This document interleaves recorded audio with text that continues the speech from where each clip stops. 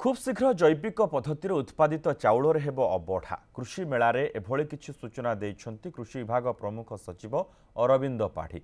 से कहिछन्ति जे एबे श्रीमंदिर रे महाप्रसाद पई जो चाउल व्यवहार होउछि ता रासायनिक सार प्रयोग द्वारा उत्पादन होउछि। महाप्रभुଙ୍କ महाप्रसाद पई जैविक पद्धति द्वारा प्रस्तुत चाउल व्यवहार हेले भल हेबो बोली से कहिछन्ति। राज्य सरकार जैविक पद्धति चाष को प्रोत्साहन पर गुरुत्व देउछन्ति बोली कहिछन्ति। अन्यपटे अरविंद पाढ़ी एभली प्रस्ताव को स्वागत करिछन्ति श्रीमंदिर सेवायत वरिष्ठ दैतापति विनायक दास महापात्र कहिछन्ति जैविक पद्धति उत्पादित चाउल रे महाप्रसाद हेले भल हेबो किंतु एहाकु जदि सरकार सब्सिडी दे श्रीमंदिर को प्रदान करती ताहाले महाप्रसादर दर मध्य कमिबो भक्त माने एहा द्वारा उपकृत हेबे। सेहिभଳି महाप्रसाद नारे श्रीमंदिर बाहर खजा बिक्री को बारण करिछन्ति कृषि विभाग प्रमुख सचिव तथा श्रीमंदिर मुख्य प्रशासक अरविंद पाढ़ी। नियम न मानिले खजा बिक्री करुवा व्यक्ति विरोध में कार्यानुष्ठान हेबो बोली मध्य चेतावनी दैछन्ति। सेठी महाप्रसाद आम जहाँ रंधा होउची जो चाउल रे रंधा होउची हुए तो ताहा रासायनिक प्रक्रिया रे प्रस्तुत होउची।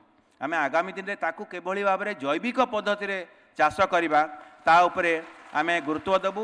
जगन्नाथ महाप्रभुंकर सेवा बा जगन्नाथ महाप्रभुंक उपरे समर्पण राज्य सरकार गोटे प्राथमिक दायित्व रही आपण मैंने समस्ते जानी। तेणु आम निश्चित भाव में प्रस्ताव रखिले राज्य सरकार ग्रहण करेंगे एवं आगामी दिन रे जैविक पद्धति रे उत्पादन होता चाउल महाप्रभु को समर्पण करा महाप्रसाद रे यह आम कामना करचु। जैविक पद्धति जो चाउलटा हम निश्चित भाव में भल हम कि चाउलटा जो भल हम गोटे सब्सिडी केमती मंदिर को मिल चाउलटा सेटा हूँ बड़ जिनस।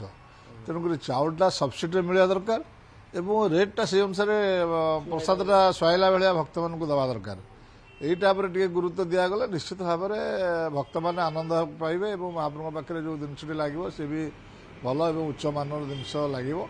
तेणुक आम निश्चित भाव में आशा करवा जदि जैविक पद्धति कार्य उत्पादन कर महाप्रसाद अन्न जो महाप्रसाद बिक्री होती तार रेट भाव में करा भी स्थिर हवा निहाती दरकार।